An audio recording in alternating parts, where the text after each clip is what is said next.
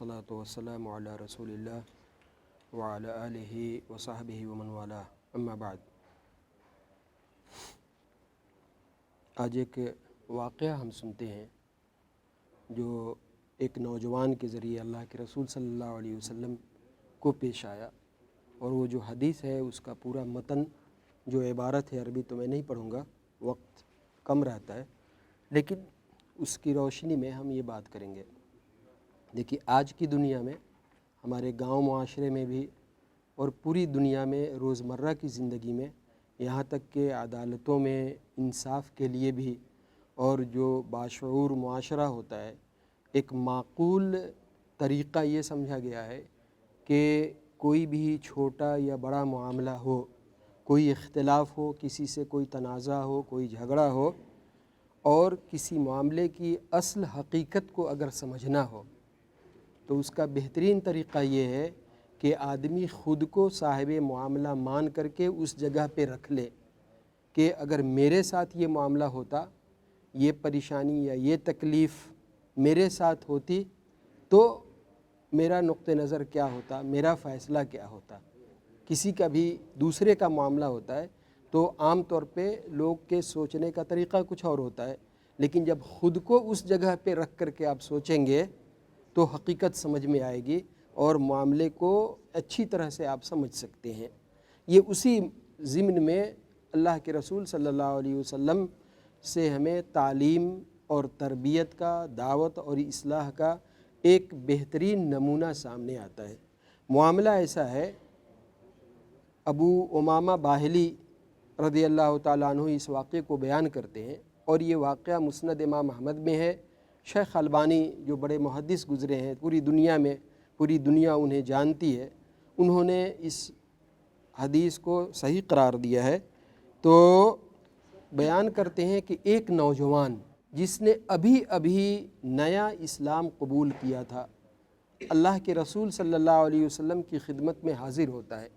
चूँकि उसकी पहली जो ज़िंदगी थी उसके मुताबिक अल्लाह के रसूल सल्लल्लाहु अलैहि वसल्लम से आकर के अल्लाह के रसूल से, देखिए कैसा सवाल करता है, और अल्लाह के रसूल सल्लल्लाहु अलैहि वसल्लम का जो उस पर रद्द अमल है, तालीम, तरबियत और दावत और इस्लाह का कैसा बेहतरीन नमूना है। आज उस तरह का या उससे कोई छोटा भी मामला पेश आ जाए तो इस तालीम और तरबियत के मैदान में काम करने वाले लोगों का रद्द अमल कैसा होता है, किस तरह से वो नाराज़ होते हैं या किस तरह से मतलब उनका मिजाज ऐसा बन जाता है, इसे हमें देखना है। वो नौजवान अल्लाह के रसूल सल्लल्लाहु अलैहि वसल्लम की खिदमत में हाज़िर होकर के सीधा कहता है, अल्लाह के रसूल मुझे ज़िना की इजाज़त दीजिए। ज़िनाकारी कितना बड़ा गुनाह है। अल्लाह के रसूल सल्लल्लाहु अलैहि वसल्लम से सीधा कहता है कि अल्लाह के रसूल मुझे ज़िना करने की इजाज़त दीजिए। अल्लाह के रसूल सल्लल्लाहु अलैहि वसल्लम पे उसका कोई भी नागवार असर नहीं गुज़रता है। अल्लाह के रसूल सल्लल्लाहु अलैहि वसल्लम पूरे इत्मीनान से उस नौजवान से सवाल करते हैं। कहते हैं अल्लाह के रसूल सल्लल्लाहु अलैहि वसल्लम, क्या तुम इस बात को पसंद करते हो कि तुम्हारी माँ के साथ कोई ये गलत काम करे? कोई भी इंसान इसको जैसा भी मुजरिम भी हो तो भी इस चीज़ को बर्दाश्त नहीं करता। नौजवान कहता है कि नहीं अल्लाह के रसूल, ऐसा कैसे हो सकता है, मैं ऐसा इसको हरगिज़ बर्दाश्त नहीं कर सकता। अल्लाह के रसूल सल्लल्लाहु अलैहि वसल्लम फरमाते हैं कि इसी तरह दुनिया में कोई भी आदमी इस बात को पसंद नहीं करता कि उसकी माँ के साथ कोई गलत काम करे। फिर अल्लाह के रसूल सल्लल्लाहु अलैहि वसल्लम दूसरा सवाल करते हैं कि क्या तुम इस बात को पसंद करते हो कि तुम्हारी बेटी के साथ कोई ये गलत काम करे? अल्लाह के रसूल सल्लल्लाहु अलैहि वसल्लम जब पूछते हैं, वो नौजवान कहता है कि नहीं अल्लाह के रसूल, ऐसा कैसे हो सकता है, मैं इस चीज़ को बिल्कुल बर्दाश्त नहीं कर सकता। अल्लाह के रसूल सल्लल्लाहु अलैहि वसल्लम फरमाते हैं कि इसी तरह से समाज का कोई भी आदमी इस चीज़ को बर्दाश्त नहीं कर सकता कि कोई उसकी बेटी के साथ ये गलत काम करे। तीसरा सवाल अल्लाह के रसूल सल्लल्लाहु अलैहि वसल्लम पूछते हैं कि क्या तुम इस चीज़ को बर्दाश्त कर सकते हो, पसंद करते हो कि तुम्हारी बहन के साथ कोई ये गलत काम करे? वो नौजवान बोलता है अल्लाह के रसूल, हरगिज़ नहीं। अल्लाह के रसूल सल्लल्लाहु अलैहि वसल्लम फरमाते हैं कि इसी तरह से कोई भी इस चीज़ को बर्दाश्त नहीं करता कि उसकी बहन के साथ कोई गलत काम करे। اللہ کے رسول صلی اللہ علیہ وسلم جب چوتھی بار پوچھتے ہیں کہ کیا تم اس چیز کو برداشت کرتے ہو کہ تمہاری ماں کی بہن یعنی خالہ کے ساتھ کوئی یہ غلط کام کرے؟ نوجوان کہتا ہے کہ بالکل نہیں، ایسا ممکن نہیں ہے اللہ کے رسول اللہ صلی اللہ علیہ وسلم۔ رسول اللہ صلی اللہ علیہ وسلم فرماتے ہیں کہ کوئی بھی آدمی سماج میں اس چیز کو برداشت نہیں کر سکتا، پسند نہیں کرتا۔ آخری اور پانچواں سوال اللہ کے رسول صلی اللہ علیہ وسلم جب پوچھتے ہیں کہ کیا تم اس چیز کو پسند کرتے ہو کہ تمہاری باپ کی بہن، جو تمہاری پھوپھی ہے، باپ کی بہن، اس کے ساتھ کوئی یہ غلط کام کرے؟ نوجوان تعجب سے کہتا ہے ایسا اللہ کے رسول یہ بالکل ممکن نہیں ہے۔